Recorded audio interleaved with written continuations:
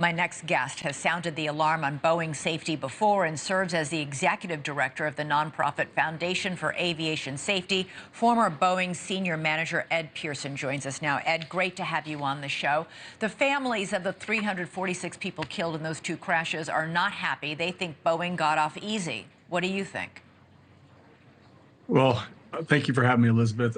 I think the families are spot on. They are absolutely correct. The steps that the Department of Justice are taking are really laughable. When you talk about millions of dollars, this is like the cost of a plane or two, right? I mean, this is a company that made very conscious decisions, individuals that made very conscious decisions that resulted in the deaths of all these people. And then we almost lost a whole other plane with the Alaska Airlines accident. So this is a really terrible decision for aviation safety.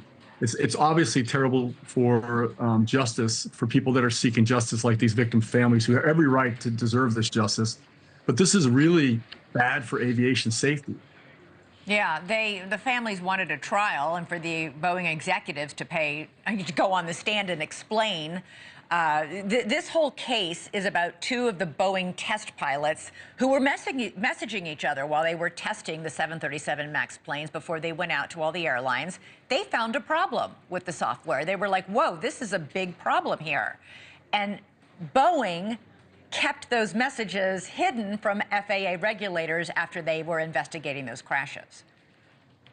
Right. Actually, I got to tell you, there was a lot more than two people that were acting criminally. We have found a boatload of evidence indicating that there was gross negligence, obstruction of justice. The company, right to this day, is continuing to conceal information about the safety of these airplanes. We're getting regular reports, safety reports, showing that the airplanes are having problems. The company says that it meets and exceeds all design standards, which is not true. They're requesting exemptions for a plane that was developed, supposedly 10 years ago or more.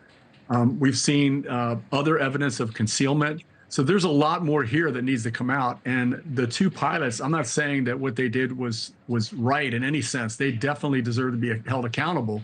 But they had zero impact, zero influence on manufacturing. I personally was in the factory. I saw what was going on, and I saw individuals making very poor decisions. These are leaders in different levels making conscious decisions. And that's what we need the Department of Justice to look at. And it's actually shameful if you think about it, because, I mean, this is supposed to be the model, right? Department of Justice is the model around the world. And right now, people are just wondering what's going on in the U.S. Yeah, today the FAA says it's requiring inspections of all 2,600 Boeing 737 passenger plane, their oxygen masks, to see if they work properly, to ensure they will work and supply oxygen if, God forbid, they're needed. Ed, I got to be honest, this really is a crisis in confidence and public confidence in Boeing's planes, is it not? It is. It's an absolute crisis. And, I'm glad you brought up the FAA, because all the Boeing failures are reflective by poor oversight. The FAA has done a horrible job.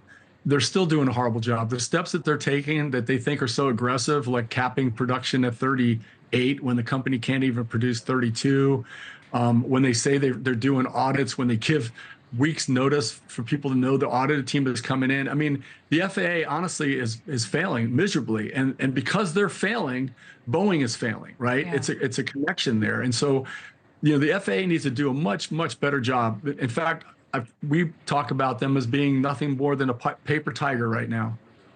Yeah, when I hear that they're appointing a safety monitor for 3 years, it's like, what? A safety monitor to make sure that the planes are safe?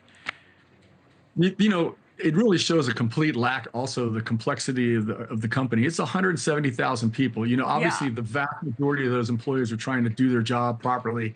It's a handful of individuals who are making these very conscious decisions and that are placing the public at risk. They're the ones that are pressuring employees and subordinate managers.